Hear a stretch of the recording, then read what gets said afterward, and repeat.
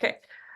Welcome, comrades. Thank you very much for joining us tonight. We have with us again Tony Greenstein and Thomas Suarez. Very pleased to have both of you experts on the question of Zionism and the Holocaust, which we're discussing tonight. We did, of course, discuss it last week when we looked at Norman Finkelstein's book, and we made a very good start then talking about the instrumentalization and the weaponization of the Holocaust for the purpose of, for example, justifying what is happening to Palestinians today. So we're having a closer look at this today with Tony first starting for about 20, 25, 30 minutes, and then Tom, and then we can have a discussion and questions from the floor. So without further ado, Tony, please. We cannot see you. I think your camera is going. All right. Okay, That's better. Yes, thank you. Okay, thank you, comrades. Right, if you can give me 5 minutes notice when I am due to wind up, I should be extremely grateful. No problem. It is particularly appropriate to discuss the question of Zionism during the Holocaust and related issues, especially as we are in the middle of Israel's genocidal war on the people of Gaza. And I'm often asked, what is the relevance of concentrating on the Zionist record during the Holocaust? The most notable person who questions this, and he's a very good comrade, is Craig Murray, whose argument goes basically like this, that under extreme pressure in the dire circumstances of Nazi occupation and so on, of course, people made decisions which later they may regret or what have you, but that was a question of human error, judgment, fallibility, and so on. And it's a reasonable point to make. My response is this, that the Zionist movement, both before and during the Holocaust, did not make errors. It didn't succumb to pressure, but it very much took advantage of the situation, because when the Nazis rose, when Hitler took power in January the 30th, 1933, of course, Jews were absolutely aghast, and they began immediately a spontaneous boycott of everything to do with Nazi Germany, economically, politically, and so on. The one group amongst the Jewish people who welcomed almost the rise of the Nazis to power, who saw it as being so advantageous to their own movement, was the Zionist movement. And I'm talking about the leadership of the Zionists, because of course many individual Zionists, the rank and file, if you like, were equally horrified by what was happening. But to people like Ben-Gurion and others, then this was a great advantage. And if I can just give you really a few quotes, if I can find them, because this is always my difficulty. The Zionists saw Hitler's regime, as I say, as a golden opportunity to prosper. Hitler's victory could only bolster Zionist fortunes. Francis Nicosia, who's written about this extensively, 2 books, although he is a Zionist supporter, I have to add. He's the Raoul Hilberg Professor of Holocaust Studies at Vermont University, wrote in his book Zionism and Nazi Germany, Zionism and Anti-Semitism in Nazi Germany. He said, so positive was its assessment, the Zionist assessment of the situation, that as early as April 1933, the Zionist Federation announced its determination to take advantage of the crisis to win over the traditionally assimilationist German Jewry to Zionism. Because I don't know whether you know, but if you read my book, you will, that just 2% of German Jews considered themselves Zionists or paid the shekel to be part of the Zionist movement. Burl Katznelson, who was a founder of the Israeli Labour Party, Mapai, an editor of its newspaper, Davar, as well as effectively David Ben-Gurion's deputy. Ben-Gurion was the chair of the Jewish Agency, the Zionist government in waiting, and he was the first prime minister of Israel. He saw the rise of Hitler as an opportunity to build and flourish like none we have ever had or ever will have. Sorry, that was Burl Katznelson. Ben-Gurion was even more optimistic. He said the Nazis' victory would become a fertile force for Zionism. And one of the leaders of the German Zionist movement, Joachim Prinz, Rabbi Joachim Prinz, who later became deputy president of the World Jewish Congress, admitted it was morally disturbing to be considered as the favored children of the Nazi government, particularly when it dissolved the anti-Zionist youth groups and seemed in other ways to prefer the Zionists. The Zionists asked for a more Zionist behavior.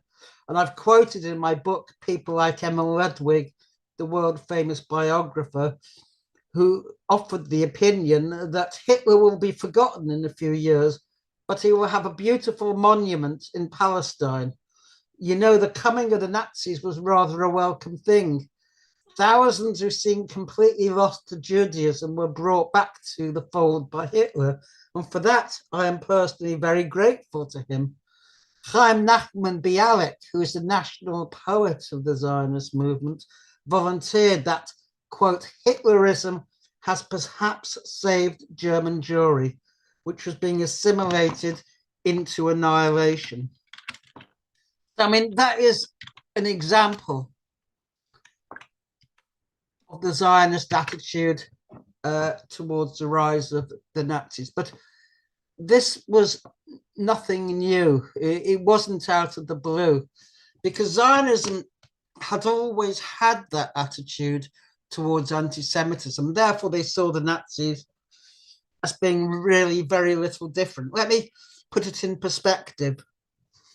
Zionism as a movement arose as a result of the pogroms in Tsarist Russia in the Pale settlement, in particular the 1881 pogroms in Odessa, which was a major city on the Black Sea.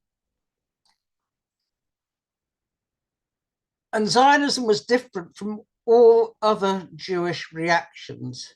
And it wasn't unique in this, in that it accepted the framework of the anti-Semites. Namely, the anti-Semites said, you do not belong, you are a different people, we do not wish you to be part of us, etc. And the Zionists accepted that anti-Semitism was inherent in the non-Jew, that you could not fight it. And if you could not fight it, really, there was no point in trying to fight it or to combat it. And Theodor Herzl, who was the founder of political Zionism, said, and I quote, in Paris, and this was in his diaries, I think page 8, he said, in Paris, I achieved a freer attitude towards anti-Semitism, which I now began to understand historically and to pardon. Above all, I recognize the emptiness and the futility of trying to combat, inverted commas, anti-Semitism. And this really was the Zionist attitude. Theodor Herzl was the founder of political Zionism. He was president of the world, or the Zionist organization, and he chaired the Zionist congresses, the first one of which was held in Basel in Switzerland in 1897. It's quite interesting, given all the accusations of anti-Semitism that are made today against anyone who supports the Palestinians or who is anti-Zionist. because the Zionist Congress was supposed to be held not in Basel, but in Munich, South Germany, where there was a relatively large Jewish population. But the Jewish population rose up in uproar and made it very clear to the authorities that they did not want the Zionist Congress to be held there. They accused the authorities of anti-Semitism for even thinking of staging this Congress. So Herzl was forced to switch venues, and it was held instead in Basel, which I think is on Lake Geneva in Switzerland, where there were very few Jews and where he would not have trouble from them. And this was not unique. This was not unique at all. I mean, Herzl describes in his diaries, and I don't know whether anyone's read them, but they are worth reading. They're 4 volumes, over 1,500 pages. And Herzl, I say, who was before his time in many ways, spent his short life traveling around meeting the various leaders of royalty, prime ministers, the Ottoman Sultan, even the Pope. And one of the people he met was the Grand Duke of Baden, who was the uncle of the Kaiser of Germany.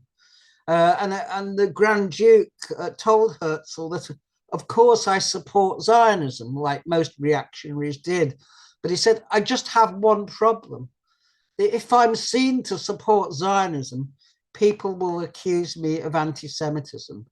And this was the attitude at the time, that Zionism, by accepting that Jews did not belong, by accepting that Jews formed a separate people and nationality, were in essence Jewish anti-Semites. So bear that in mind when today the Zionists accuse people of anti-Semitism, because when Zionism was formed, it was accused of being anti-Semitism in Jewish garb, in Jewish clothes, nothing more.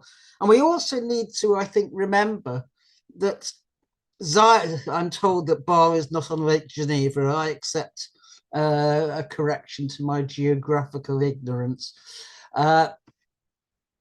However, we should remember that Zionism was not a Jewish invention. I mean, today the Jewish rabbi Mervis, Ephraim Mervis, will say Judaism and Zionism are intertwined.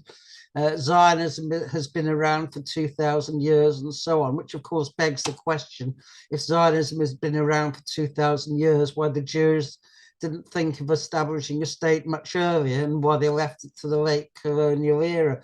But the first Zionists were Christian evangelicals, going back to the Christian restorationists of about the mid-16th century.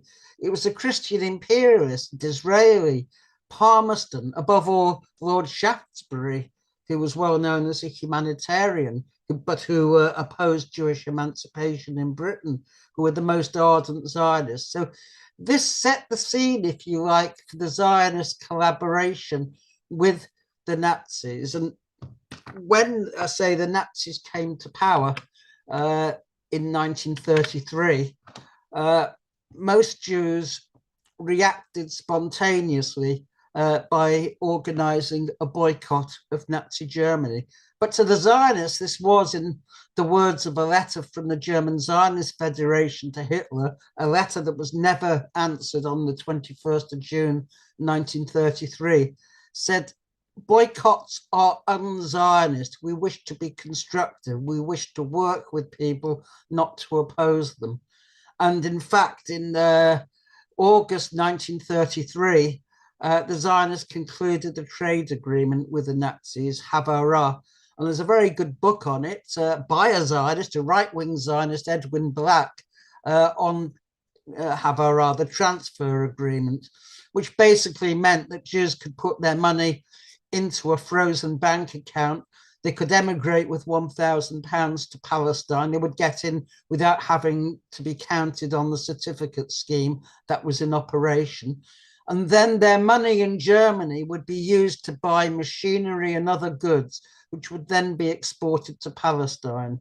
And in that way, the Zionists helped to keep, if you like, the machinery in German factories going. But what was more important about it, because Havarah was relatively insignificant financially for Germany, though it was important for Palestine, was that it broke the Jewish, and not just the Jewish, but the labor movement boycott of Nazi Germany at a time when Nazi Germany was in danger of actually collapsing in the winter of 1933.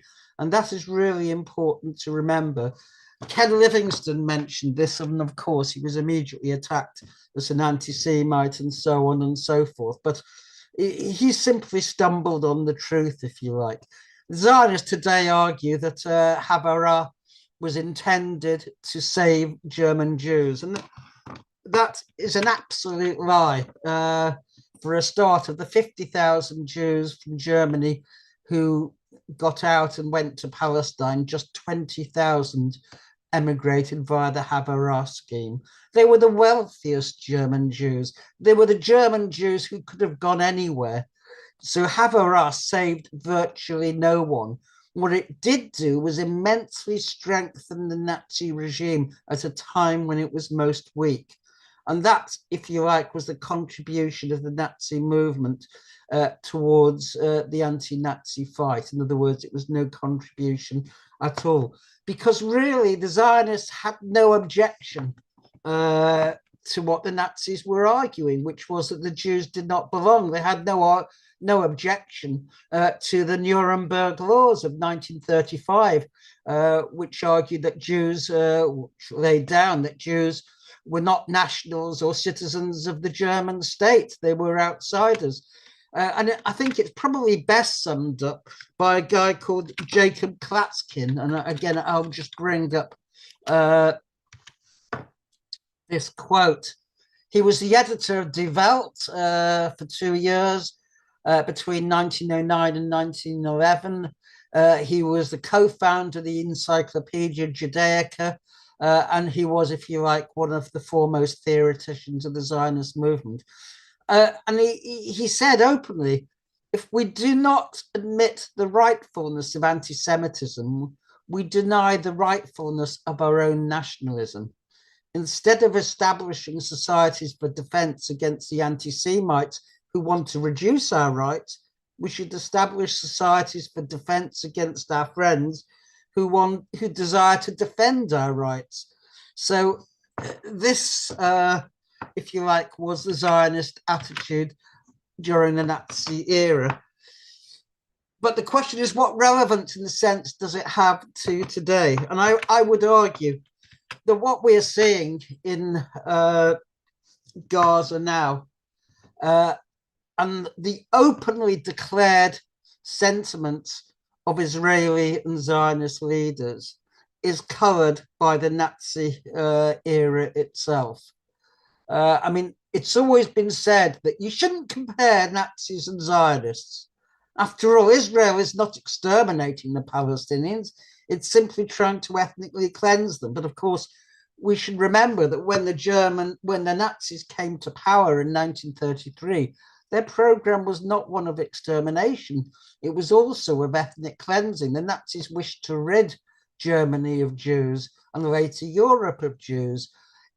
It only began on the road to extermination with the invasion of Russia, Operation Barbarossa, in June 1941, when the killing squads, the Einsatzgruppen, operated in the wake of the German army, mopping up Jews in Ukraine, White Russia, and so on. They killed at least 1 million people by shooting them, forcing them to dig their own ditches, and then putting them into it. And we see scenes very similar to this in Gaza today, I'm afraid, where people are simply being lined up and shot out of sight. But there are very, very credible reports about that. So Zionism, and I said,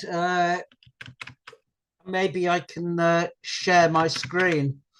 I shall try. Where is the sharing button? Maybe, Tina, can you let me? You should be able to do it, yeah. Try sharing I've at the got the bottom. sharing button here. Oh yeah, there I have. Sorry, yes, I do have it.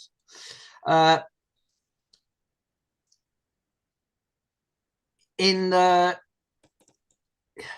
can people see that? Yeah. Yeah, in Well, it's a picture of you being an article about you. Is that what you want to share? Yes, yes. Yeah. I was at the Palestine Expo, which was a festival of Palestinian culture and politics in London in 2019. And I simply spoke from the floor at a workshop, but the Jewish Chronicle blew this up into a full-page article. Infamous anti-Israeli activist, Israel activist, that's me, called Jewish state Hitler's bastard offspring. I don't really think today that anyone could deny that that was the case. If I think, yeah, screen sharing has stopped now, and that is the case. That's the case. And if you look, I actually recommend very much. I'm just trying to find it now, and I probably won't because I very much recommend the South Africa. If anyone hasn't got a copy, that they get a copy of the South African submission to the International Court of Justice, because it actually details very much the genocidal expressions of Israeli ministers, including Prime Minister Netanyahu. On 13th of October, he said, "We are striking enemies with unprecedented might." On 15th of October, when already nearly 3,000 Palestinians had been killed, he said that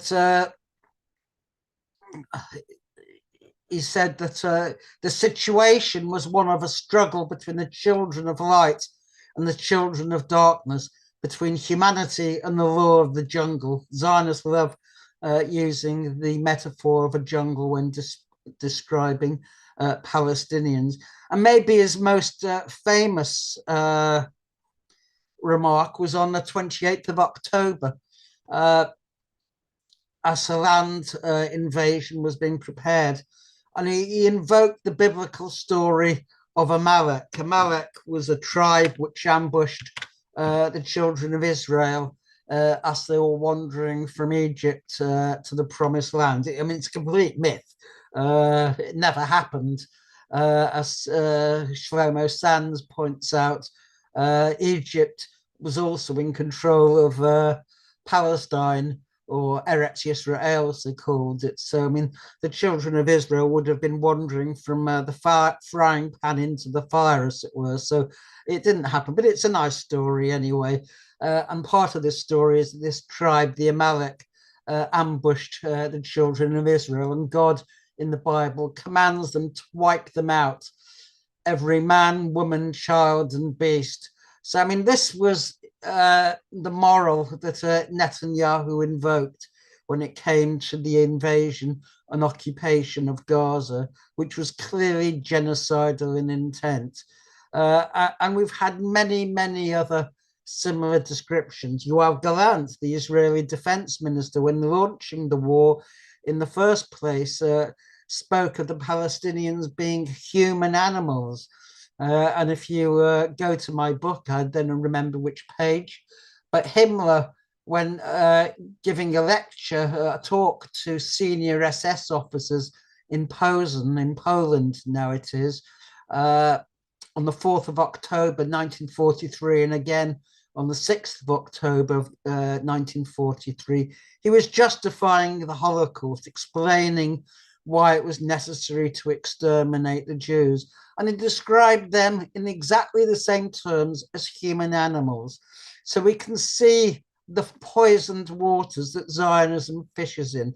Ideologically, there is a congruence. And in fact, some Israeli rabbis have said, well, Hitler was right. He just got the wrong people. And we all know that Netanyahu, in his lecture or his talk to the Zionist Congress, which is held, I think, every 5 years now in Jerusalem in 2015, tried to blame the Palestinians for the Holocaust. He said, when the Mufti of Jerusalem, who was the British appointed leader of the Palestinians, who met Hitler in November 1941, that it was him who gave Hitler the idea of extermination, that before that they were simply content with expulsion. I mean, even Zionist historians like Yehuda Bor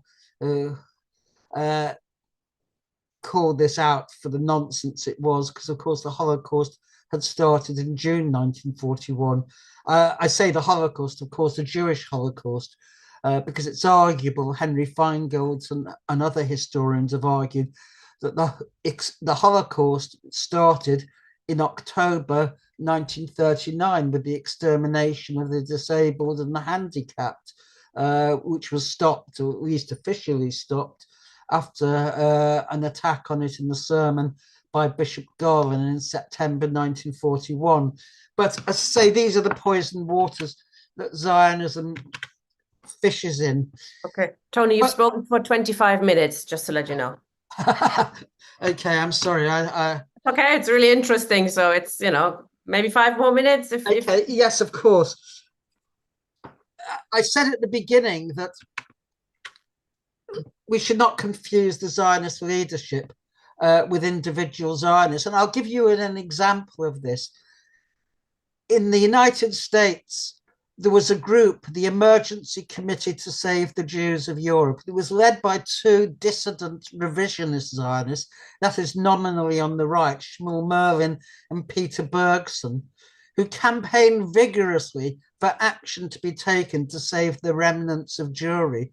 And they were vigorously opposed by the leadership of the American Zionist movement, in particular Rabbi Stephen Weiss and Nachum Goldman, who was president of the World Jewish Congress. Goldman even suggested to the State Department that they should deport Bergson. They resented very much the idea that anything should be done to distract from building the Jewish state, because for the Zionists, the main task at hand was building the Jewish state. Saving Jews of Europe really was not on their agenda. And I want to quote, if I can, a historian, if you give me one moment. Yes. In 1938, President Roosevelt called the Evian Conference, which was held in the spa town of Evian in France, to see if the nations could deal with the Jewish refugee problem. I mean, this was not a serious attempt to solve it. On the contrary, nations and states were allowed to attend on the basis they didn't have to alter their previous immigration policy. But the Zionists were extremely afraid that something might be done. And Christopher Sykes, in his book, Crossroads to Israel, and Sykes, who was a son of Sir Mark Sykes of the Sykes-Picot Treaty, wrote, and I quote from it, "From the start, they," that is the Zionist leadership, "regarded the whole enterprise with hostile indifference.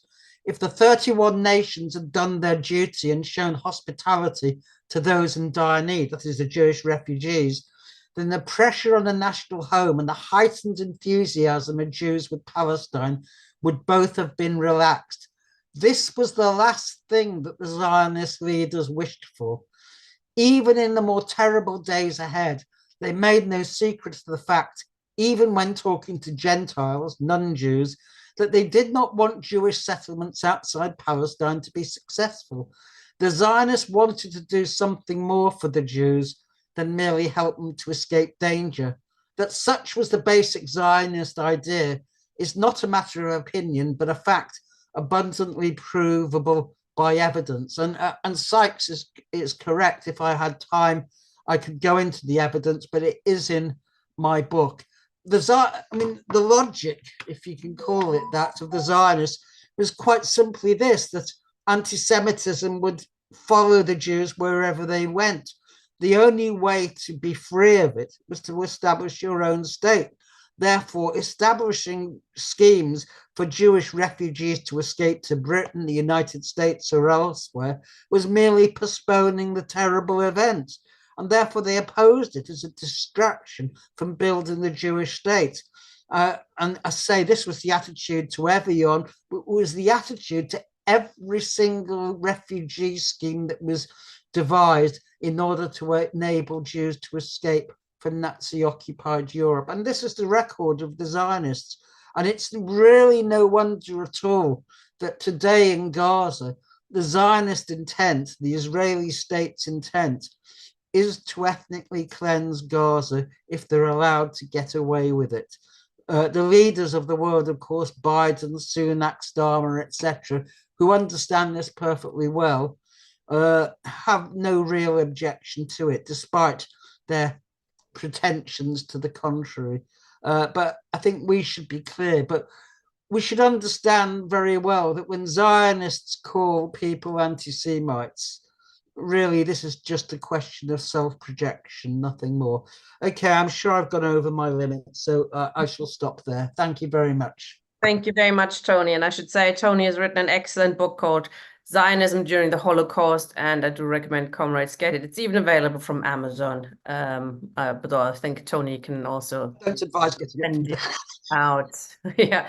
Do you want to put it, if you have an email address or something where people can I'll order put it in the chat. Yes, yes. in the chat. Yeah, it's also Thank you very much, Tony. Sorry? It's also cheap if you get it from me if you live Absolutely. And, we cut out the middle capitalist machinery.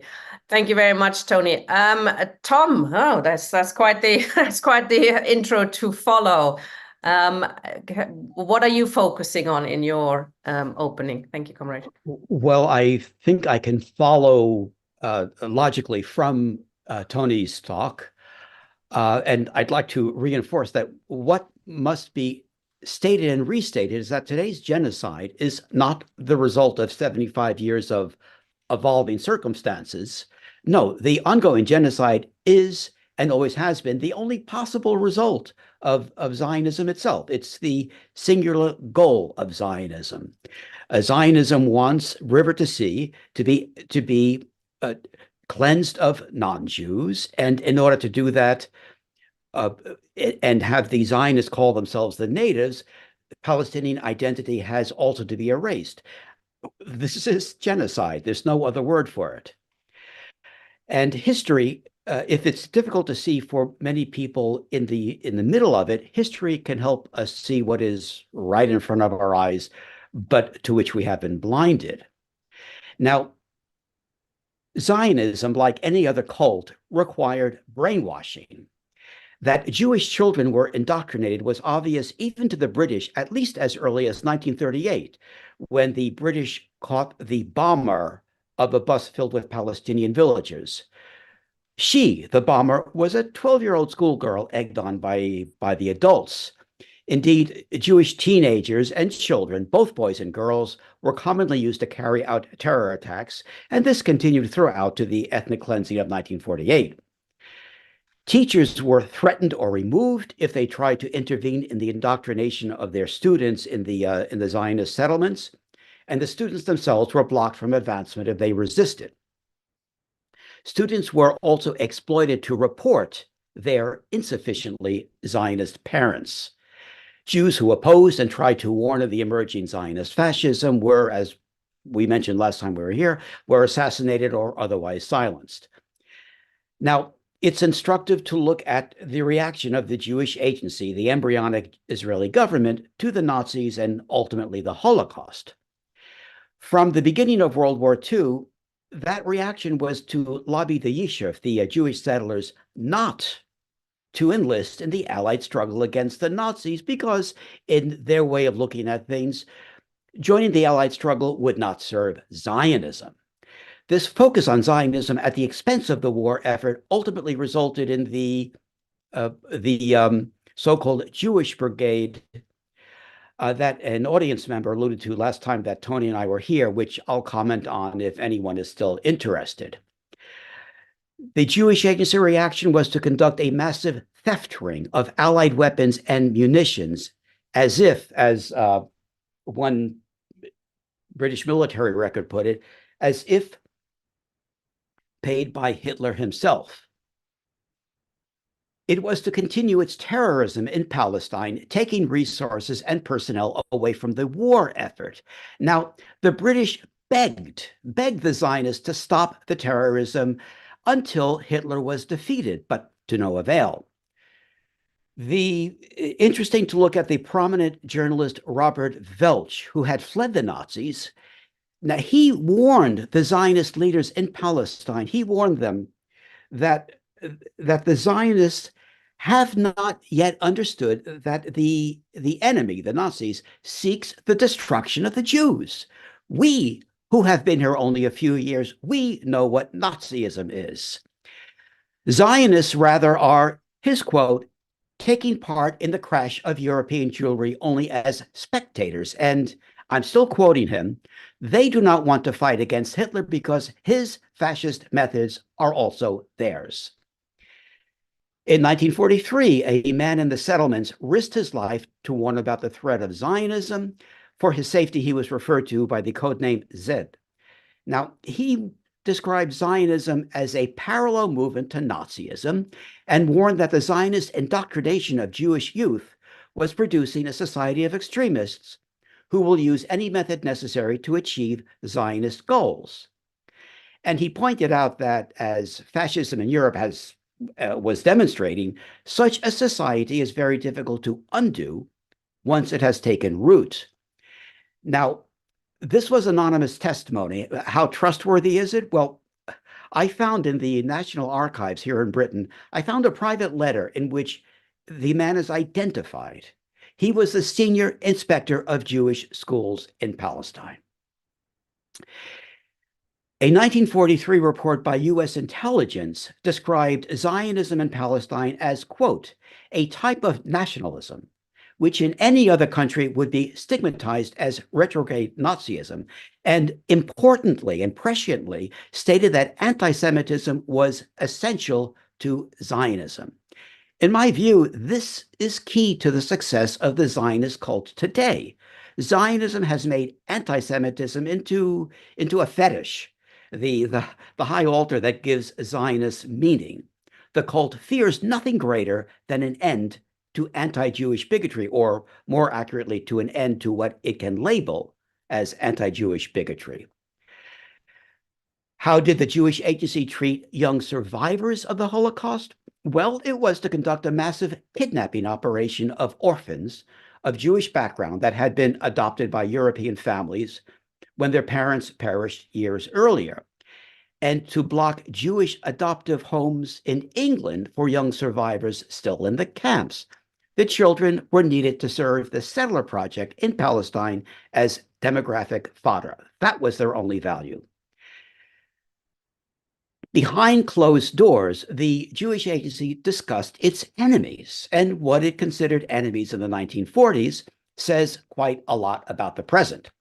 Its enemies were democracy, the Atlantic Charter, which of course became the basis for the United Nations, Reconstruction, because they were afraid, as Tony has already described, they were afraid that with the improvement of conditions in Europe, the pressure on Palestine would subside.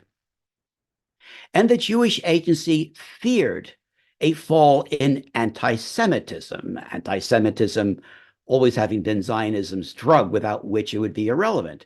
The agency blamed what it believed to be declining anti-Semitism in the United States on what it called America's, quote, democratic attitude.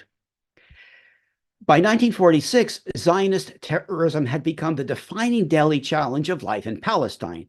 Anyone or anything that kept Palestine a functioning society was a target of the Zionists. So trains, roads, bridges, communications, oil facilities, and Coast Guard stations were constantly being bombed. Utility workers, telephone repairmen, railway workers, bomb disposal personnel were murdered.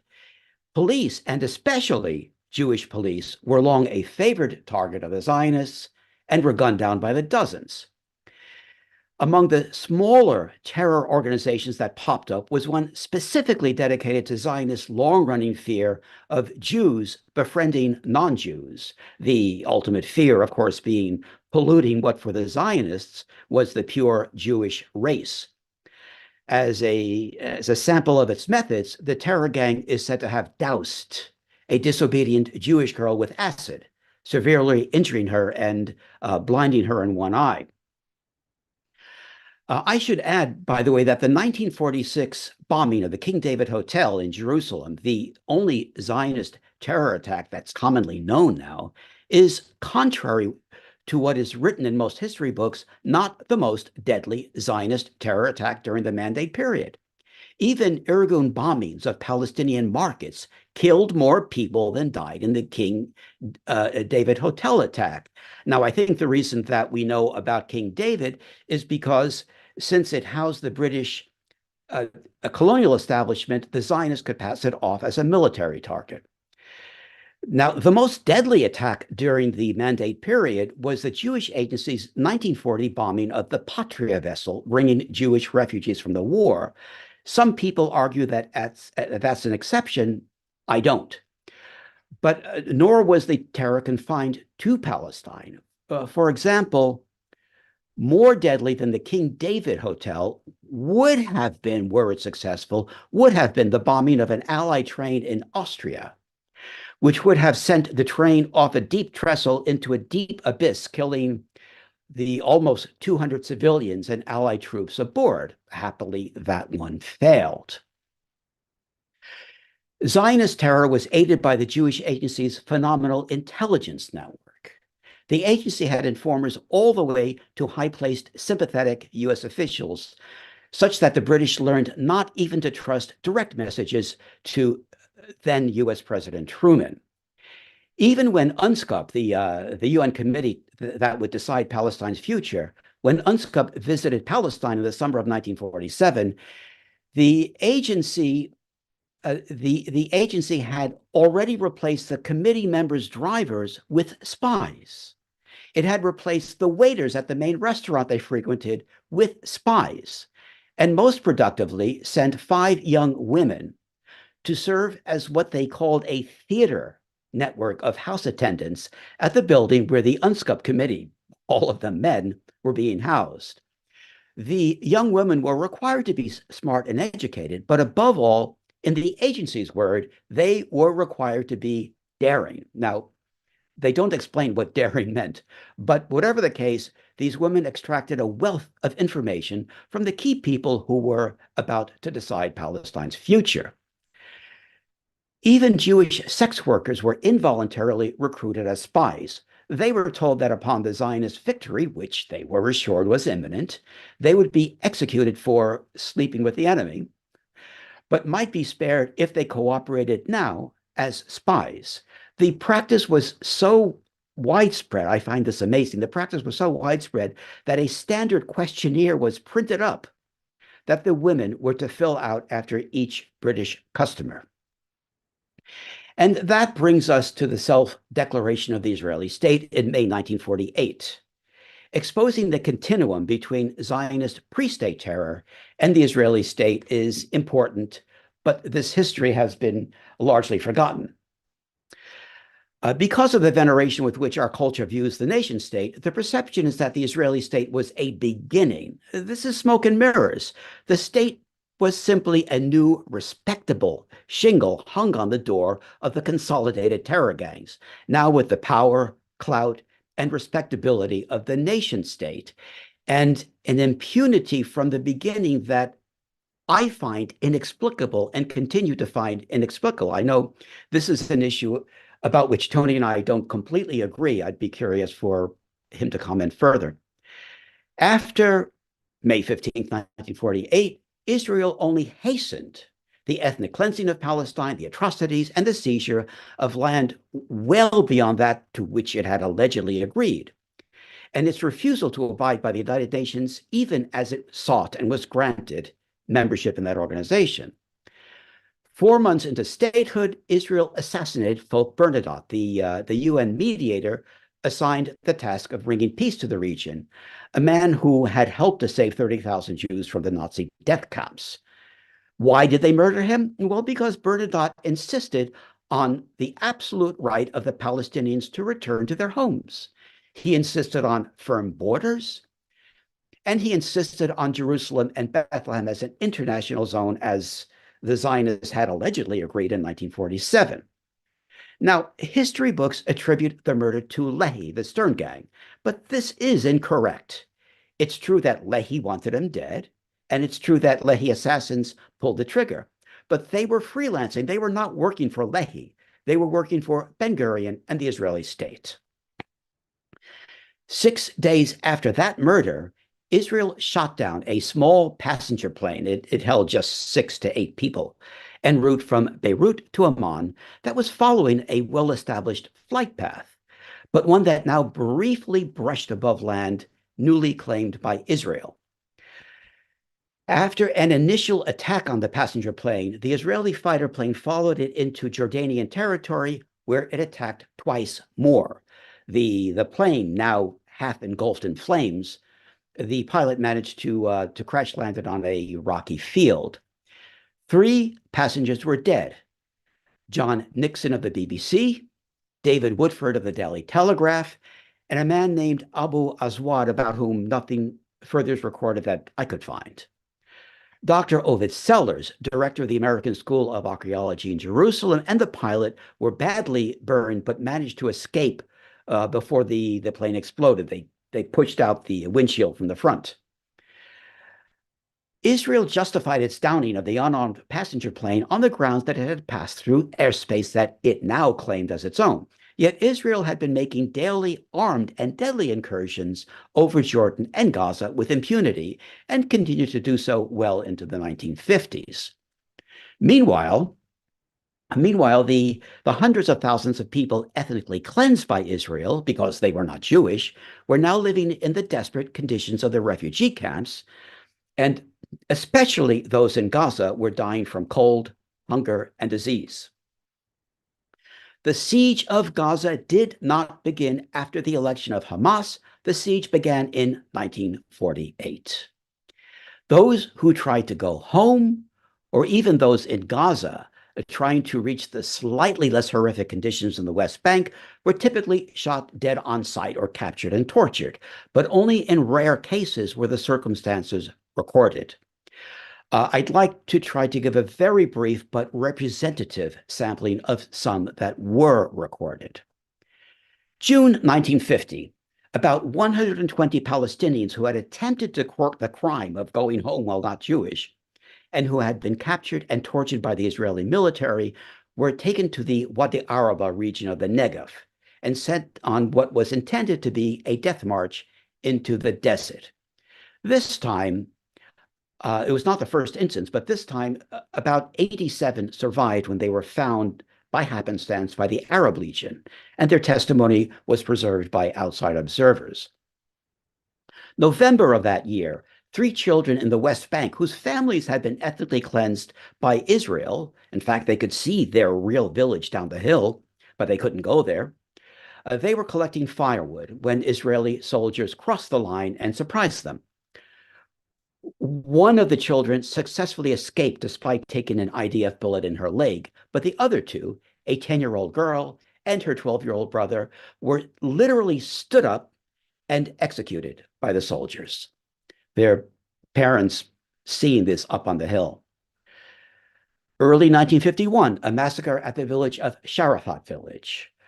On the night of Eastern Christmas Eve, 6th of January 1952, Israel conducted massacres in 3 villages in the Bethlehem area, deliberately timed to coincide with the start of the great midnight procession to the Church of the Nativity. Leaflets were left behind announcing that the massacres were in retaliation for the rape and murder of a Jewish girl in Israel more than a month earlier.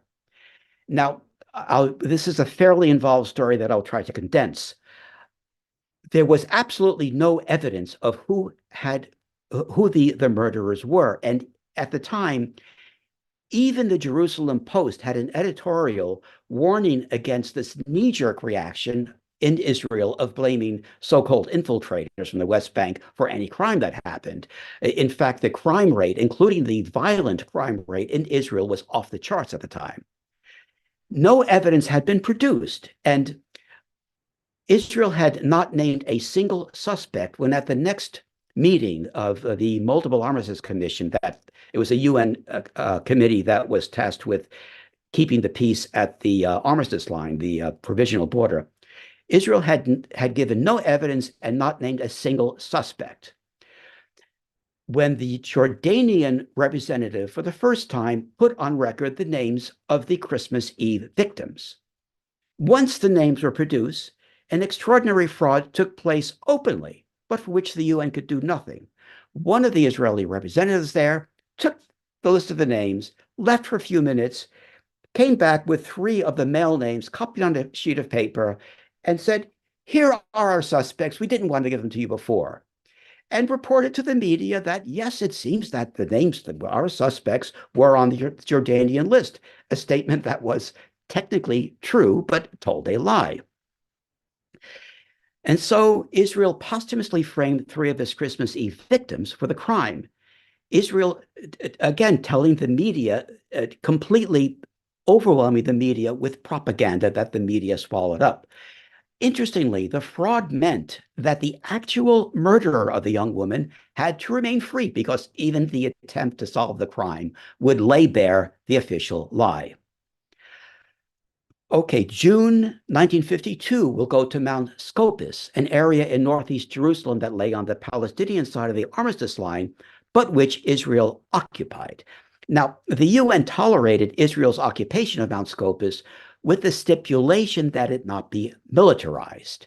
Israel, however, was digging trenches along the hill, defying UN demands that it stop, and was smuggling in weapons. Finally, it was caught on June 4th when one of its convoys heading for Mount Scopus was stopped at the UN border crossing, and a UN guard dipped a test rod into one of the oil drums it was transporting. The rod struck a heavy object concealed beneath, to use its words. The driver then used a trick to escape with the truck and the rest of the evidence. But as far as the impounded barrel, it was agreed that it would be opened on June 20th, noon, in front of international observers and representatives from both Israel and Jordan. For safekeeping, it was rolled into the bathroom of this particular UN headquarters and locked. That meeting, however, never took place. At noon on the appointed day, 3 Israeli officers with pistols drawn and escorted by 2 IDF soldiers with submachine guns actually commandeered the UN office, prevented the examination of the barrel, replaced the UN's lock on the bathroom with their own lock, kept UN personnel under the gun, and answered the UN's phones. The next step had already by then become standard Israeli practice and remains so today, the smokescreen. Israel issued a formal demand for the immediate replacement of the United Nations personnel involved in this disreputable incident. This is a quote from Israel. So a new date was set, July 10th, to open the barrel. Israel was perfectly happy with the new arrangement now because it now included Israel's friend, a U.S. General William Riley. This also getting into this bizarre relationship between the United States and Israel that dates back to the beginning. And so when, as before, at the new examination, when the rod struck a significant object inside the barrel, to everyone's astonishment, except the Israelis, Riley declared that it would simply be returned to Israel unopened, making the entire peacekeeping mission meaningless since Israel's violations carried no risk. Intimidation of UN personnel was routine, some having to retain bodyguards if they failed to do as Israel demanded. As a matter of policy, every Israeli atrocity was countered with invented countercharges that were presented in ways that made it impossible to follow up. Israel constantly varied its claims, no 2 statements coinciding, with even the place names changing so that a single claim appeared to be many claims. In concert with these methods, Israel subjected Palestine to what was described as skillfully constructed procedural obstruction. The most deadly single attack against Israeli citizens during this period was the so-called Scorpions Pass massacre of 1953, in which an Israeli bus in the Negev was attacked, and to memory, 11 of the 13 passengers were murdered.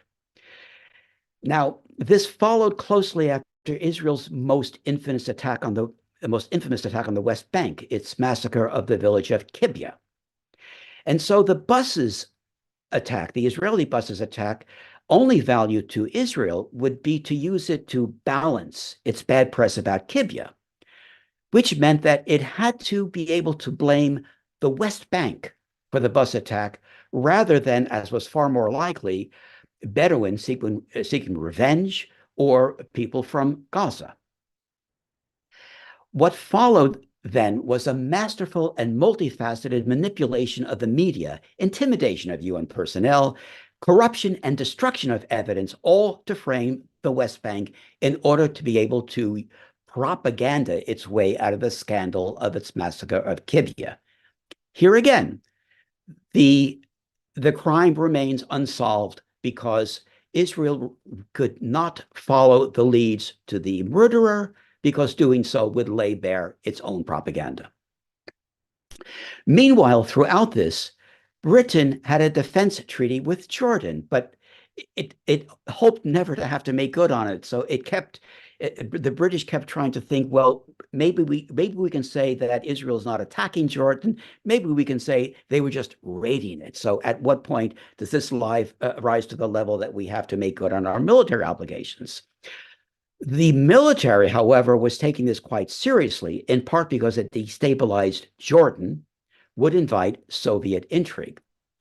And so in early 1954, the British were developing secret plans to attack Israel to make it stop attacking the West Bank and Gaza. A summary of Britain's plans dated 27 April 1955 read as follows. This is just a short extract. Neutralize the Israeli Air Force using all the planned reinforcements. Conduct operations against Israeli military targets, in particular centers of communications and oil installations. Now, as I'm sure all of you here know, at the same time as this, it was in secret negotiations with Israel and France to invade Egypt, resulting in the so-called Suez crisis being newspeak for invasion. In this stranger-than-fiction world, Britain was simultaneously preparing to attack Israel while working with Israel to attack Egypt. And neither plan, this is stated explicitly, neither plan necessarily forfeited the other. Britain was actually trying to figure out how to do both according to which came first. But in the end, of course, only one was to come to pass. All through these years, Gaza was a target of Israeli atrocities, such as by strafing. In 1953, the young Ariel Sharon led a ground assault by the notorious Unit 101 to conduct what the relevant UN body called, quote, an appalling case of deliberate mass murder. After Suez, Israeli forces remained in Gaza and began the large-scale execution of civilians and soldiers. According to the UN's figures, within the first 3 weeks of its occupation of Gaza, the Israeli military killed up to 550 civilians, quote, in cold blood and for no apparent reason. Up to 100 more refugees were killed when Israel seized Rafah, and a few hundred more people, about half of whom were refugees from 1948, were executed by Israeli troops upon capturing Khan Yunis. In closing, I'd just like to say the obvious, that Israel has always been rewarded, not punished, but rewarded for its crimes, because rather than being held to account, every new aggression is met with weaker demands by the UN and the so-called international community than the previous unenforced rulings. With each newly emasculated ruling, their impotent predecessors are forgotten, giving Israel the difference. The clock is restarted regarding noncompliance until the next ever weaker and unenforced ruling incrementally lowers the bar of what is feudally demanded of the state. The result, here we are in the midst of a blatant genocide, and yet, as people like Tony and Mick Napier have proven, we can't even publicly support the victims' right of self-defense against their genocide. Thank you. Wow. Thank you both so much. That was really excellent introductions and really fascinating, thought-provoking stuff. Comrades, please, if you have a question or would like to make a contribution, please click raise hand and I can bring you in, or put your question in the Q&A and I can read it out. Now, Tom and Tony, to come back to you, what some of the things you've said, especially your last point, I thought was very interesting. I mean, Tom, the cruel attacks and stuff on Palestinians by the Israeli state is horrific, and I recommend that comrades get hold of your book, State of Terror, and your other book, Palestine Hijacked. If you could actually put in the chat as well how to get hold of it. I've just had a quick look. It's not on Amazon, but if you have maybe a contact details or something, that would be really useful. But what's interesting, really interesting, is of course Britain's role, as you pointed out. Though, so on the one hand, they're trying to negotiate with Israel. On the other hand, they're trying to stop them, and that goes back to something we discussed last week in the Holocaust industry, which was hugely interesting, which is the question of the international community as it exists, the UN, actually being very critical of Israel's occupation of Palestine and trying to stop it and trying to come to a two-state solution, etc. But at the same time, Israel's no interest in it, and that this all kind of changed the whole outlook on the Holocaust. That this was one of the reasons why the Holocaust was weaponized by Israel, to stop any of those criticisms of the occupation and to stop people looking too closely at the situation in the Middle East. Perhaps Tony and Tom, you could both say a little bit more on that. And Tony, also perhaps you do want to pick up Tom on some of the questions that you might disagree with. Do you want to start, Tony? Sorry, can you just give me the question in very shortly? Well, there was one issue on the nation state, I think, where Tom thought you might have disagreements on, and the other thing is the question of the weaponization of the Holocaust. How do you see?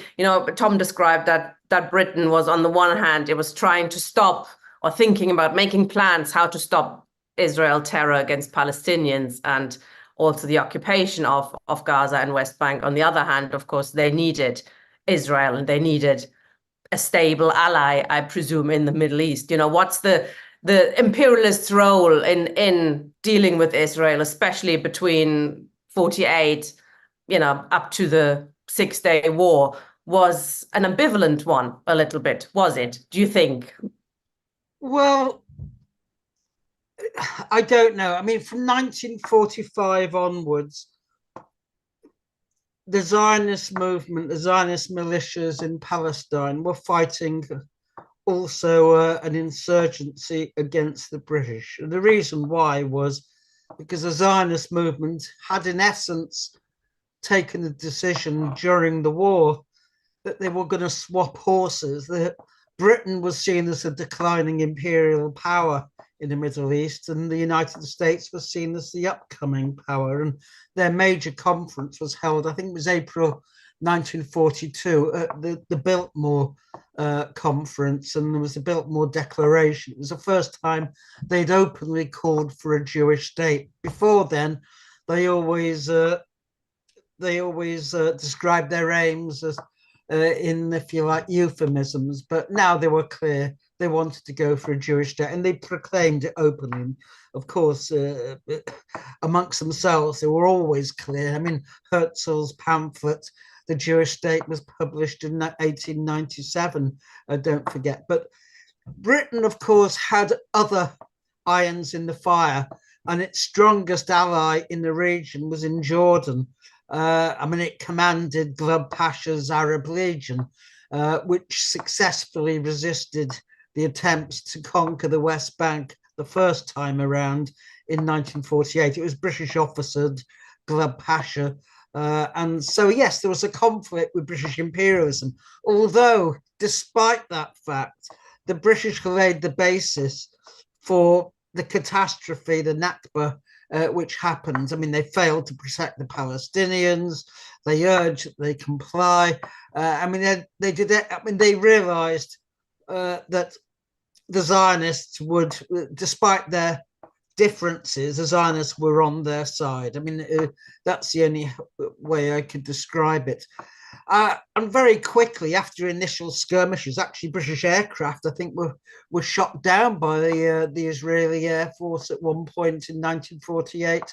Tom would know more about that history than me, but despite that fact, I mean, there was clearly a recognition that Zionism was a pro-imperialist force. So come Suez, for example, when Nasser nationalized the Suez Canal, and of course, everyone threw up their hands in horror. I mean, there was the belief, you know, I mean, it was common to all the imperialists, Britain and France in particular, that, well, these backward Egyptians couldn't run it. They couldn't steer the ships through the canal. I mean, there's this kind of racism that you see from imperialism. And at a conference, it was in Sèvres in France, Selwyn Lloyd from Britain, the French premier, whose name escapes me, and Ben Gurion basically plotted to gain the Suez Canal back. And the plan was that Israel would attack Egypt under some pretext or other, and Britain and France would go in order to separate the parties, but in reality to attack Egypt. Eisenhower saw through that, as most other people did, and he made it clear he wasn't happy with that. And the Americans engineered a run on the pound, and very soon Britain and France were holding up the white flag. But I mean, Britain had seen Israel as their imperial partner throughout. But up to 1967, of course, the imperialists, until they were convinced that Israel could be a hammer of Arab nationalism, they hedged their bets. I mean, they were always supportive of Israel in many ways, but they didn't make it too obvious. Come 1967 and what was called the Six-Day War, when Israel demonstrated its might, they humiliated Nasser and so on, the Americans swung over quite overtly. I mean, the beginning, I think, of their annual subsidy to Israel, which is, I think, $3.8 billion now, though they've given them so much during the genocide in Gaza. I mean, it must be in the tens of billions, in fact. So, I mean, yes, imperialism didn't jump into bed overnight with Israel, but they recognized that Israel was carrying out its work for it, not least in coercing the Arab regimes and ensuring that there was no revolutions in the Arab East. When Mubarak was overthrown in Egypt in 2011, I mean, Netanyahu was almost in tears at the loss of his friend, because nothing served Israel's purpose better than the Arab dictatorships, although Israel always contrasts itself as the only democracy in the Middle East, which is wearing a bit thin now. But one can't just see Israel as simply a tool or extension of imperialism. It has its own interests as well, and it will conflict at times with the United States. But, you know, I mean, when push comes to shove, the United States gives way. I mean, it may tick Israel off. It may say it shouldn't go so far, but it, you know, it doesn't stop the arms shipments. I mean, Reagan stopped supplying arms during the Lebanese invasion in '82.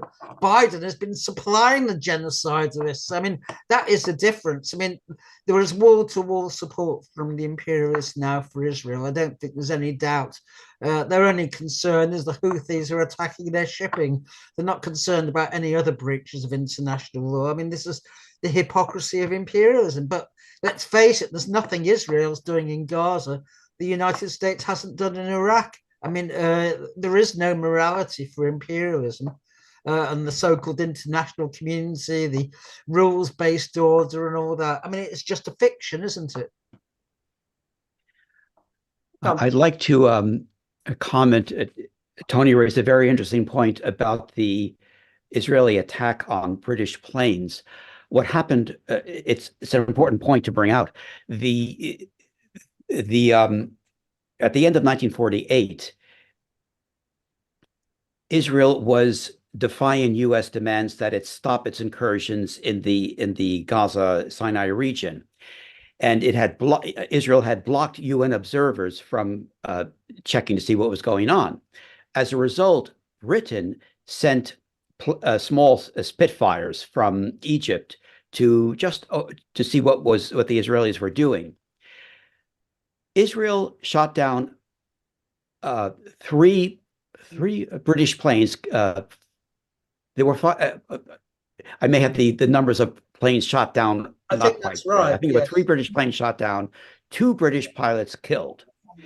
What's interesting is, and this was over non-Israeli territory. This was over Gaza or the Sinai. What I find interesting in terms of the chemistry of the West in regards to Israel is that Winston Churchill, later on, in letters I found of his in the archives here, Winston Churchill sided with Israel and actually accused Ernest Bevin, who had been the foreign secretary, of anti-Semitism for criticizing Israel for shooting down British planes and killing British pilots. Also in this letter, it is clear, it is explicit that Churchill identifies the Israeli state with the kingdom in the Old Testament. Thank you, comrades. One question I think that Tony's contribution raised is the illusion in international justice, and clearly there are different moral reasons being used. If you look at Israel, what Israel's doing, and you look at any other country that is being, Ukraine, obviously that war, how refugees are being treated, etc. What do you both think then of? I mean, Tony made reference to the South African submission to the International Court of Justice, but this is, will any justice be served? What is the point of an action like that? I mean, it's obviously good that it's being exposed, but do you expect any justice to be served by this court? Who wants to go first? You, Tom, or me? I mean, I'll go first if you want. Go first, Tony. Yeah. I think it's extremely welcome that South Africa has done what it's done, and it shows the Arab regimes which could have done the same in the true light. They are collaborationists. They go along with everything with imperialism, because let's face it, the Arab states could stop the oil, and in 1 week the Americans would ensure that Israel got out of Gaza. I mean, that's the reality. And the other reality is that some of those regimes, like Saudi Arabia, are not unhappy at what is happening in Gaza. I mean, that is the truth of it. But what South Africa has done, it's the legacy of its own struggle against apartheid. It is to be welcomed by everyone. And the speeches on the first day, which the BBC didn't show. They only showed the Israeli case, of course. We expect this from our neutral state broadcaster. Was an excellent submission. I've gone through part of it, and it cannot be faulted for how it's documented the genocidal intent of the Israeli state. What will happen next? Well, there's massive political pressure on the judges not to issue an interim order instructing Israel to cease what it's doing. So we cannot expect the court. I think it will fudge it, but I may be wrong, and I hope I'm wrong, but that's my fear. They may come out with some palliatives, but I don't expect a clear-cut decision by any means, because this is political. It's not legal at all. But just suppose that the court did issue an interim injunction. I have no doubt that Israel would ignore it. It would be taken to the UN Security Council. America would veto it, and then it would go to the UN General Assembly. And we can see, I mean, the obvious step would be for Israel to be expelled or suspended from the United Nations. Somehow, I don't expect that to happen. Because in the end of the day, the rules-based order has no rules except what the United States lays down. I mean, it's a fiction, of course. International law, in many ways, is a fiction because there's no effective mechanism of enforcement. So people should shed their illusions. I mean, the UN has served as an instrument of US foreign policy, by and large, throughout its existence. Yeah, that's my take on it anyway. Yeah, thanks, Tony. Tom. Oh, I think, as everyone would agree, the action by South Africa is absolutely important, even if nothing comes of it. And it's important for the same reason that BDS is important, simply that it puts the issue out there in the public eye. BDS is not going to bring the Israeli state down, but what it does is it forces the question: you're boycotting Israel, such a nice state. Why are you doing that? That's the importance of BDS. And in a similar vein, that is the importance of what South Africa has done. Even with bad coverage, at least the word genocide and the Israeli state are seen together in the mass media for the Western public. That in itself makes the whole thing worthwhile.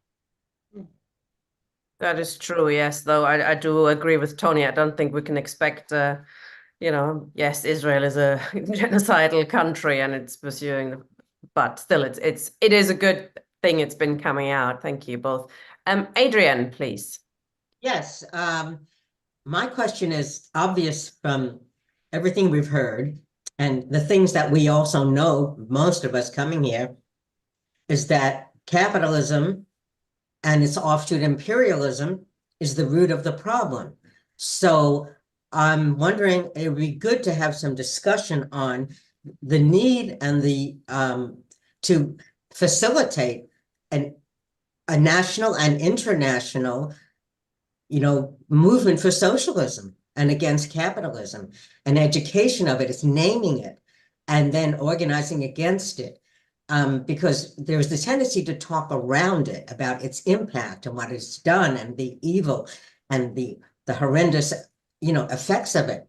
But to target it consciously and publicly, educate and target it.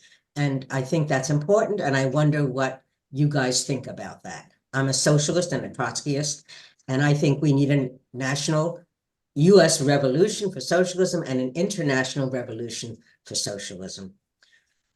So I'm curious what do you think? I know the problem is horrible, but what is the solution? Easy. One solution, revolution. Well, we need one in Britain as well, because we're based here in Britain, but thank you, Adrian. Right. I'm going to suggest I'm going to take one more person before I bring you both back in. We've got, Gada Kami is in the audience. I'll bring you in first. Hi, Gada. Nice to see you.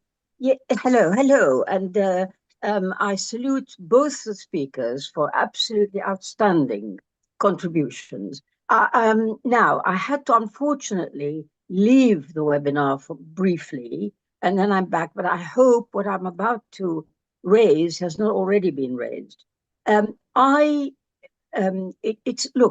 It's become very clear, I think, that the latest complicity and impunity provided to Israel through this unprecedented series of brutalities and monstrous behavior. So leads me to ask you, why is that? What implies that Israel is so precious, it is so important that there is some consensus on not going against it, indulging it, allowing it to do to commit monstrous crimes because it's precious. That's the behavior of states which regard Israel as being of exceptional value. So I'm asking both of you, what is that value? What do you think? Okay, do you want to reply to those two first questions? Tony first and then Tom? Yeah, okay. I'll deal with Adrian's first. I consider myself a Marxist and a revolutionary socialist, though not a Trotskyist. I would like to see socialism worldwide, but for various reasons, we have not seen revolution in the Western world, or in the global South for that matter.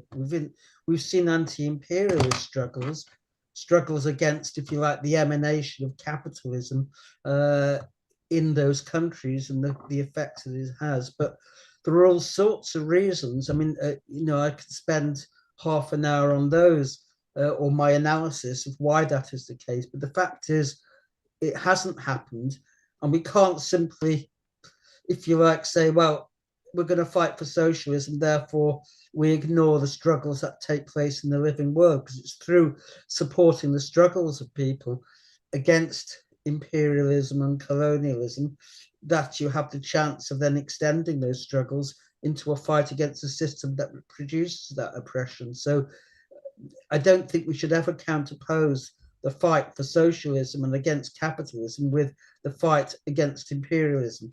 As regards Garda's question, why is Israel given the support it is? I think that the reason has to be because capitalism and imperialism are amoral. They have no values except, if you like, the bottom line of their accounts. It also has, of course, no judgment in terms of any longer term perspectives. So, in the United States, it could be quite easily argued it is provoking a catastrophe in the Middle East, which will in the end hurt its own interest. But it doesn't have that perspective. It simply struggles from day to day to define its enemies, and whether it's China or Russia or whoever. And we know from the United States' involvement in its own wars, Vietnam, Cambodia, Iraq, and so on, that it is capable of all sorts of atrocities. I mean, in Vietnam, it killed 2 to 3 million Vietnamese. Why should it object to genocide in Gaza? I mean, there is simply no morality when it comes to US or British foreign policy. And that is what we have to cope with. On the one hand, the pretensions to democracy, but on the other hand, the reality of it. So, I mean, we see in Britain that, when people start supporting the Palestinians, the police are cracking down and the state is cracking down. We saw Suella Braverman describing marches which were, if you like, full of hope and joy as hate marches. That is how they see it. And you may be aware that I was arrested before Christmas because I'd posted a tweet which said, in the war against Israel, I will support anyone, including Hamas. So, we can see how the British state is, if you like, reducing our own democratic rights in this country in order to support what is really an Israeli police state and the devastation that is caused in Gaza. So, the two are interlinked, but we live in an extremely rotten system. And so we do have to combine, if you like, our opposition to this system, which, George Soros described it as amoral. He's probably one of the rather brighter rich people abound on this earth. And it is. There is no morality when it comes to international capitalism. And it will prey on and will act as a predator in the global South. And it will use agencies like the Israeli state, or indeed the Indian state and what it's doing in Kashmir. Very, very similar. So I can't give you a definitive answer, but Israel is seen as the guarantor of Western interests. Sorry, Garda seems to have disappeared. Oh no, sorry, you're not. I thought for a moment you had. That is the best example I can give. And I noticed that the German state has even offered to join Israel in the international court. All I can say is that the German state, having never been denazified, obviously sees a cousin and a twin in what Israel is doing now. It probably helps relieve its conscience over what it did in the past. I think that's more it's the collective guilt of the Holocaust that makes Germany. Well, it's the way it transforms itself, that collective guilt. Yeah, it's not without opposition though. Tom, there is though a strategic interest for imperialism as well to support Israel. Surely. Well, yeah, as far as socialism, it's not my topic. I don't see a link that is close enough that it is an avenue to pursue in terms of Palestine. Certainly, even if a socialist revolution were to help Palestine, the Palestinians can't wait that long. That I don't think of it as an issue in regard to Palestine. I might be wrong about that, but that's my reaction. In terms of Rada's question, it's a question that I think a lot about that and for which I have no answer. The reason, when I spoke earlier, the reason I mentioned the so-called barrel incident when the U.S. intervened to allow Israel to take away its evidence where it was concealing weapons in an oil barrel going to Mount Scopus, and was the way that it treated the UN to actually militarily take over a UN facility and hold the UN people under submachine gun guard. And this was not the only time this happened. This also happened on the border of Egypt and elsewhere. Now, how do you explain this? How do you explain that this country that after its self-declaration defied the UN completely while it was requesting admission to the UN, was admitted, and then immediately broke its promise of cooperating if admitted, and only exacerbated all its defiance of the UN. And things only got worse and worse from that. Its behavior to the UN was criminal, and yet nothing happens. And in regards to the United States, of course, yes, as Tony and I discussed last time we were here with you, of course, with the United States, there's AIPAC, there's the Christian Zionist vote, there's the arms sales, there's all this stuff. And in my mind, you add it all up, and it does not explain the degree of U.S. fealty to Israel, nor the UN's degree of fealty to Israel. I'm sorry, to me, I add this up and the math doesn't work. How to explain it, I don't know, but I think it's a very important issue for breaking this cycle of genocide. Thank you. Carol, please, has a question or comment. Actually, Tony did mention something related to this just now. I was absolutely astonished to learn today that Thatcher actually banned arms sales to Israel in 1982 because of the invasion of Lebanon. And this was in place from 1982 to 1994. So, you know, what was different then to now, where all these imperialists, the US, UK, are absolutely backing Israel to the hilt. And back in 82, actually, Biden said, I think it was 86, actually, Biden said, if Israel hadn't been there, we'd have to invent it in the Middle East. We'd have to invent an Israel in the Middle East. So how come, I was astonished, how come Thatcher actually banned arms sales to Israel from 1982 to 1994, which was 12 years, and yet today we're seeing completely the opposite situation? The other question I have, and I don't know how much relevance this has to this discussion, but Saudi Arabia has been attacking Yemen for about 10 years, I believe.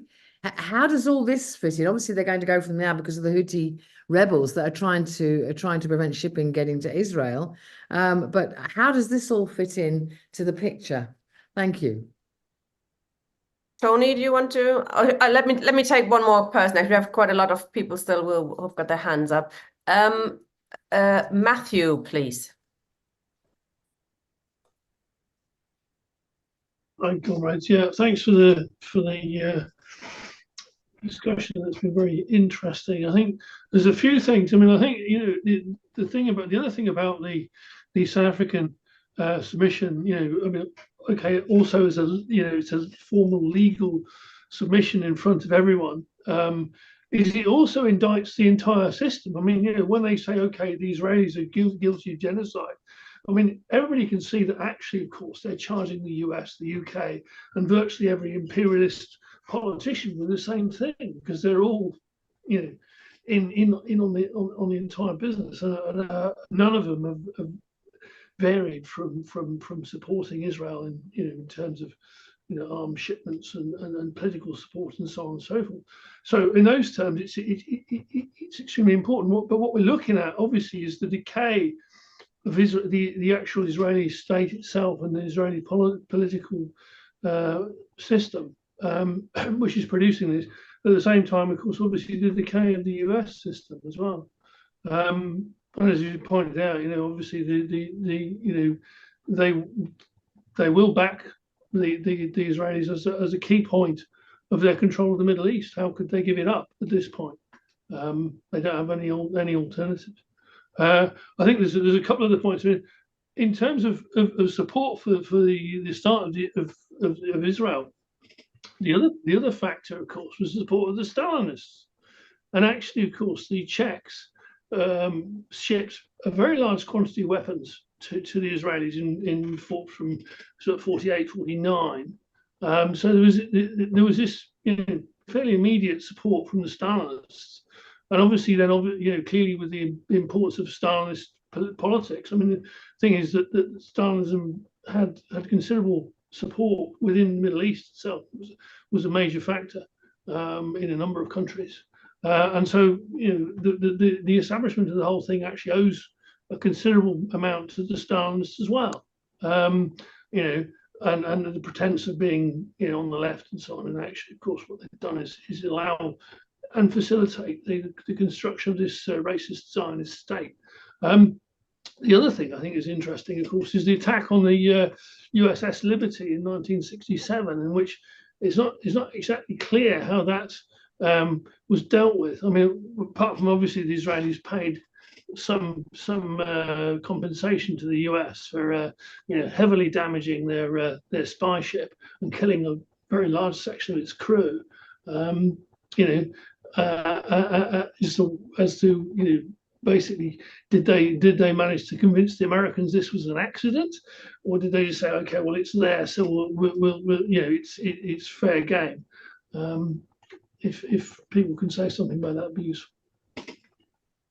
Tony, do you want to make a start?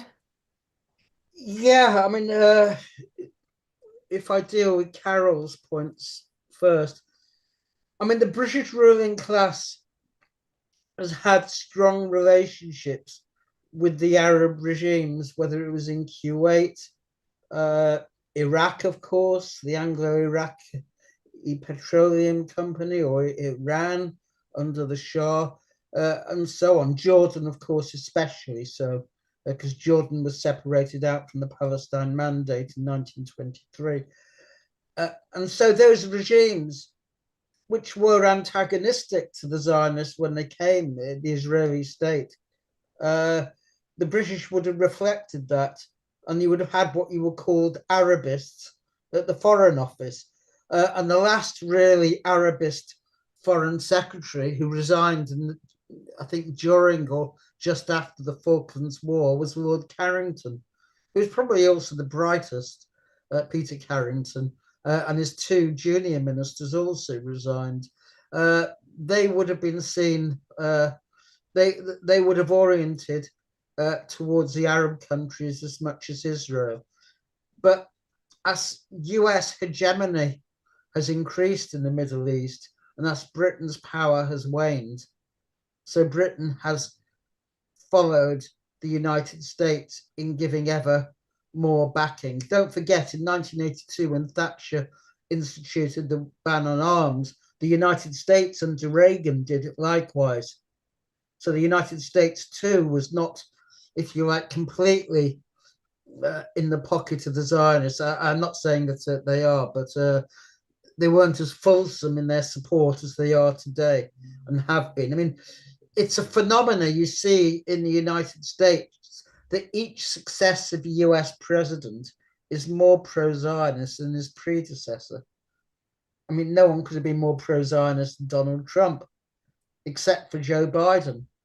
I mean, that is the reality. And, if you employ a guard dog, I mean, you might occasionally kick it if it disobeys you, but you don't want to really hurt it because it might not do what you want. So, I mean, that's the case with Israel, that there will be attempts to, rein it in. You might send Anthony Blinken back and forth 4 or 5 times, but at the end of the day, if Israel is determined on a course of war, then the United States is not going to stop them, however much it may protest. And that, if you like, is my explanation. Given that the United States is, well, it's in confrontation with Russia via the NATO proxy war in Ukraine. It's got a pivot to China via the AUKUS Pact in the Pacific. It relies on Israel, if you like, through the Abraham Accords to, if you like, cement the relationships with the worst, most reactionary Arab regimes in order to deal with, if you like, usurpers like the Houthis. So, of course, when the Houthis start interfering with shipping, then the United States is all in favor of international law, but international law goes by the board when it comes to Gaza, for example. We just have to accept this hypocrisy. I mean, that is all to it. I mean, there is no longer really a debate in the US ruling class about the merits of supporting Israel versus the Arab regimes. I think that debate has largely been settled. I'm just having a look. I mean, Matthew's right. I mean, Stalinist foreign policy. I mean, Stalin about turned in 1947 and supported the UN resolution creating Israel. He did it for the most nakedly selfish and stupid of reasons. He saw Israel as a means of getting Britain out of the Middle East. And he, you know, I mean, that was Stalinism. It had no understanding or analysis of the factors at work, because the UK was clearly a declining imperialist power post 45. It was in hock to the United States. I mean, it had gone to the United States in 45 for a $3 billion loan, which is worth God knows how much now because it was bankrupt. The United States pressing for Britain to end imperial preference in the British colonies so the American capitalism could ravage their markets and so on. So you had all of those tensions, but that would explain, if you like, the rivalry in a sense, which culminated in Suez, where America taught Britain and France a lesson that it was top dog in the Middle East and it wouldn't countenance interference in any of its strategic interests. And Britain took that on board.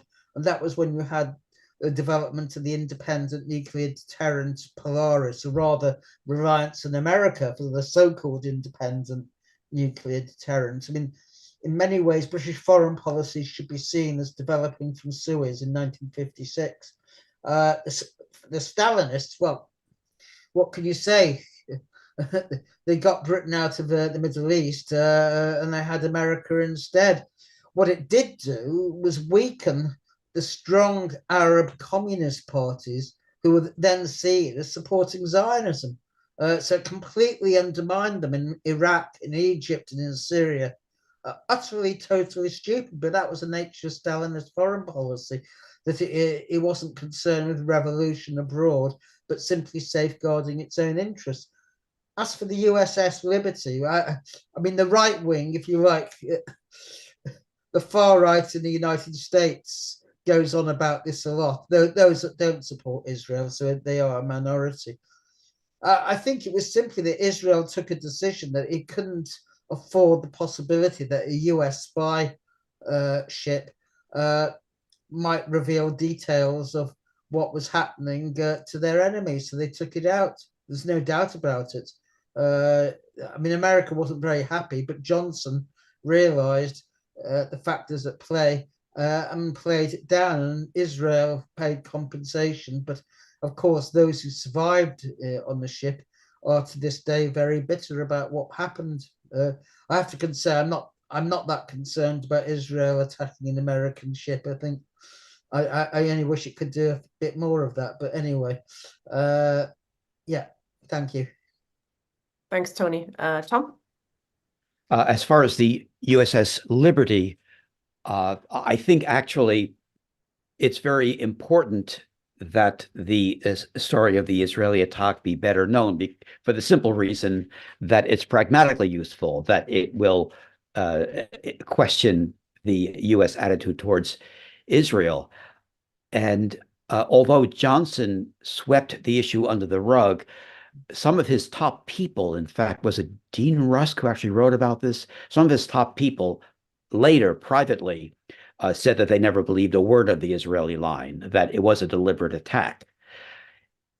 One can argue which of the two or three possible reasons for the attack, but the fact that it was deliberate, I think, is not controversial anymore.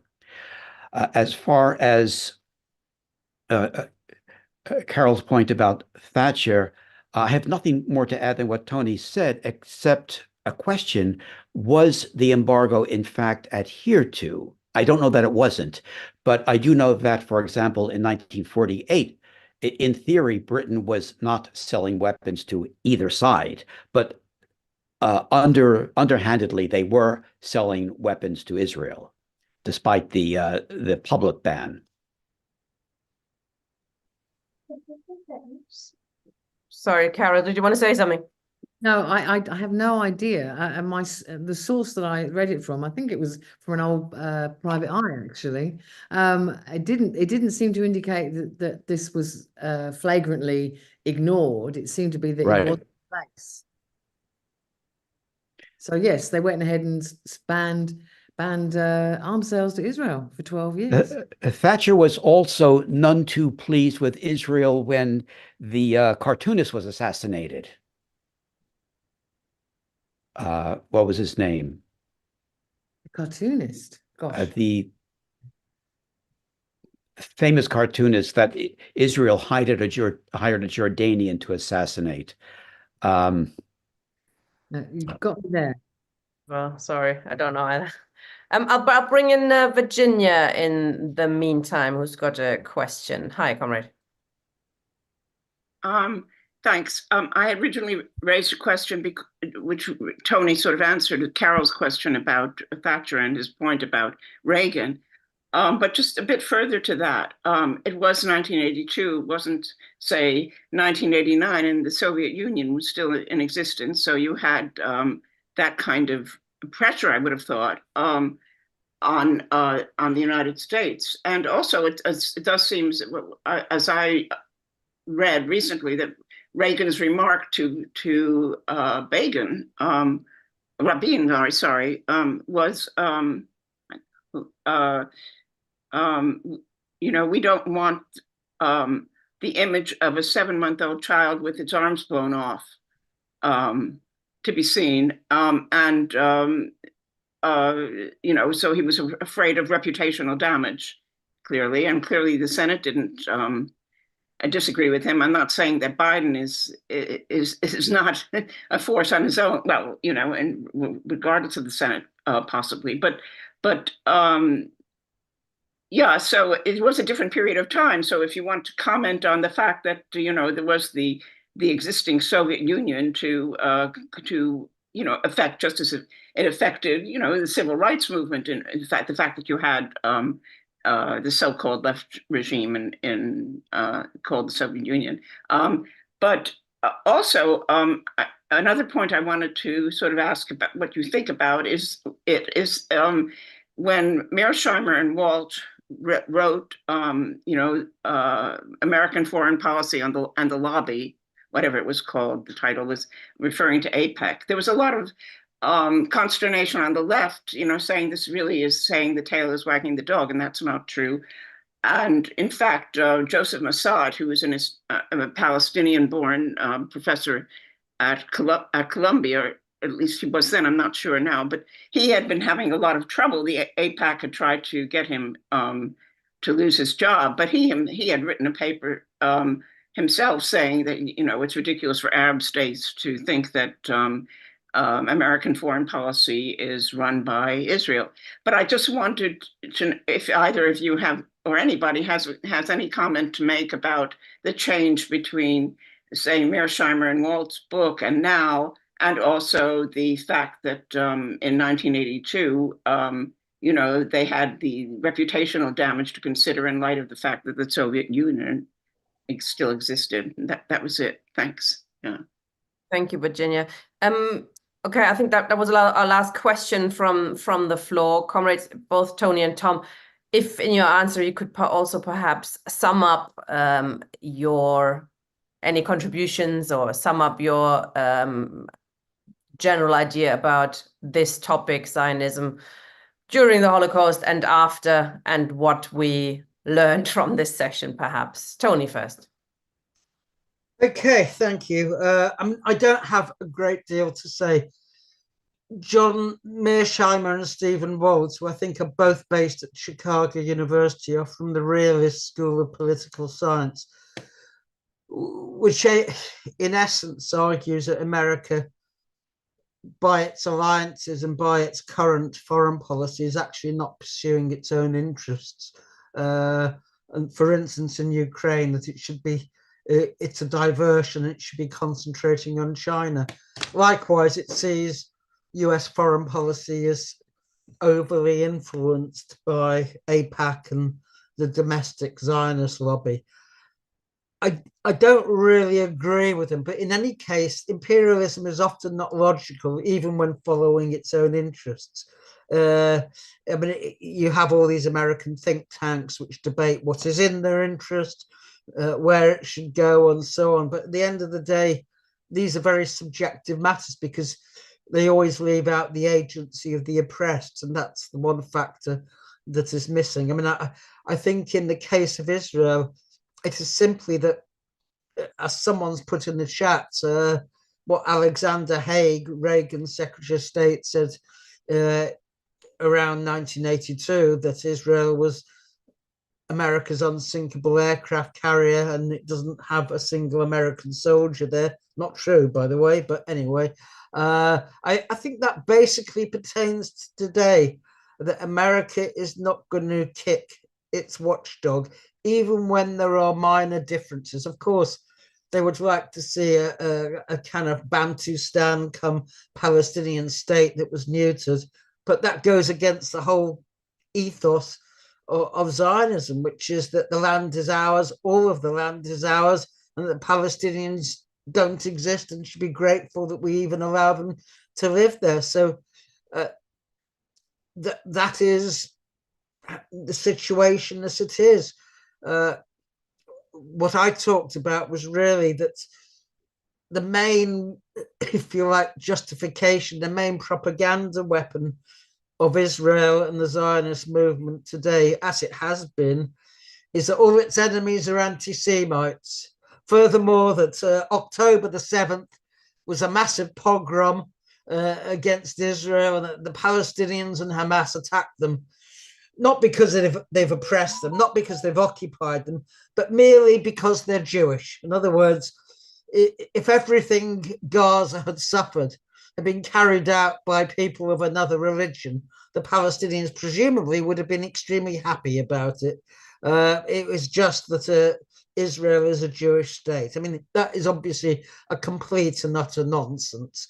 Palestinians fight because they're oppressed, whatever the color or religion of their oppressor. And I think it's important ideologically to call out these arguments when Israel accuses its enemies of anti-Semitism. We have to say, no, it's you who has most in common with the anti-Semites. You always have had. And today, I mean, the main lobby in the United States is not a Jewish lobby. It's a Christian Zionist lobby, which is inherently anti-Semitic. I mean, its whole end times religious theology is anti-Semitic. It envisages the destruction of millions of Jews in order that they can rapture to heaven, you know, if you go along with this nonsense. And historically, you know, I mean, all the major figures who are pro-Zionist were anti-Semitic. Arthur Balfour, Winston Churchill, I mean, you name them. Anti-Semitism and Zionism fit like a hand into a glove. And that was no different during the Nazi era.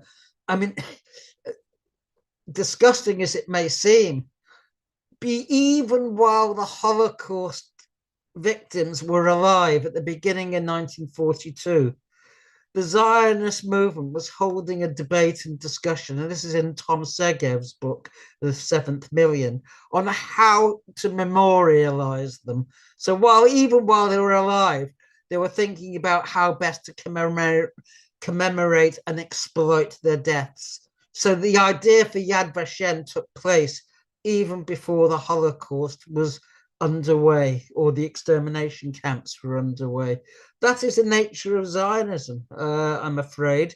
And that is why today in Israel, the Holocaust survivors who still are alive, over a third of them live in absolute dire poverty. I mean, the Holocaust is not actually about the Jews who died. It's about the way that Zionism uses what happens for its own purposes. Okay, I'll leave it at that. Thank you very much, Tony, and thanks for summing up so well. Tom, please. You are muted, comrade, sorry. Tom, can't hear you. You're still muted. You're muted. Yes, sorry. As far as Mearsheimer and Wald, I think the book was very useful as something of a wake-up call to that small part of the U.S. public that read it and thought about it.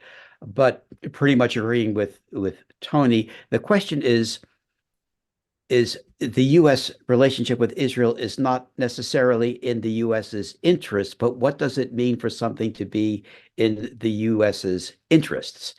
And that then begs the larger question to me of what I consider to be the fraud of United States democracy, where the inertia of the country does not go in line with what the people as a whole want, because simply the mechanics of the voting system are so flawed as to be undemocratic to begin with. But far more importantly than that, pulling levers in a voting booth has no meaning unless the people, the public pulling those levers, are voting based on comprehensive and accurate information, which is comprehensively denied the U.S. public unless they look elsewhere. So the very system that we call the democracy of the United States does not serve the interests of the people as a whole, and most certainly does not serve the interests of the underprivileged.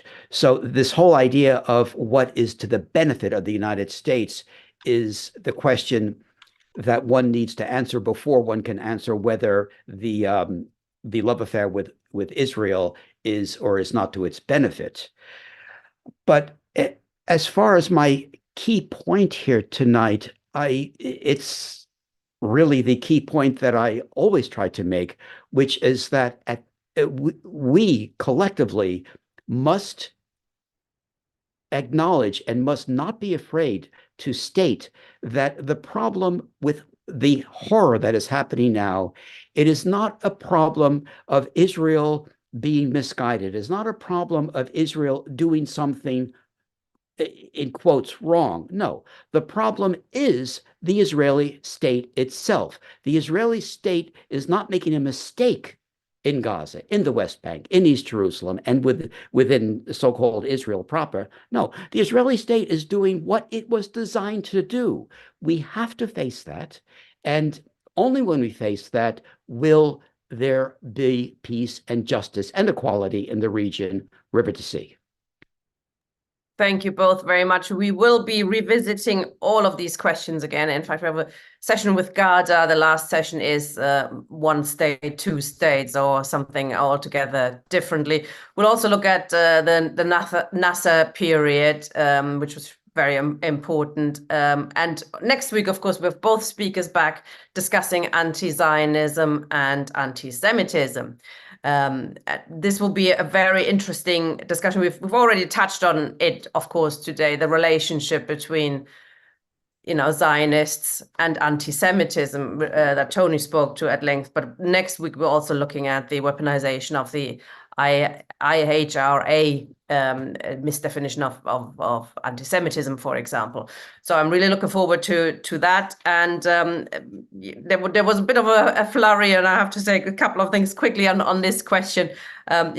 Socialism, and why don't we talk about socialism? Without socialism, we're all ruined anyway, and there can't be a solution to the situation in the Middle East. I kind of agree to a degree. I'm a Marxist myself, but clearly, just calling socialism at the situation in Israel is not helping at the moment. What we need to understand is how capitalism works, how the situation, how Israel works in Palestine, Israel concretely, so that we actually can think this through, how we can provide leadership, how we can provide answers to the working class in Palestine and also in Israel. I think without an understanding of what's going on, just calling, we need to be calling for socialism is not going to cut it at the moment. So our series is really an attempt to provoke and firstly to provide answers, to provide understanding of the situation. I think both speakers tonight were absolutely excellent in explaining what's going on.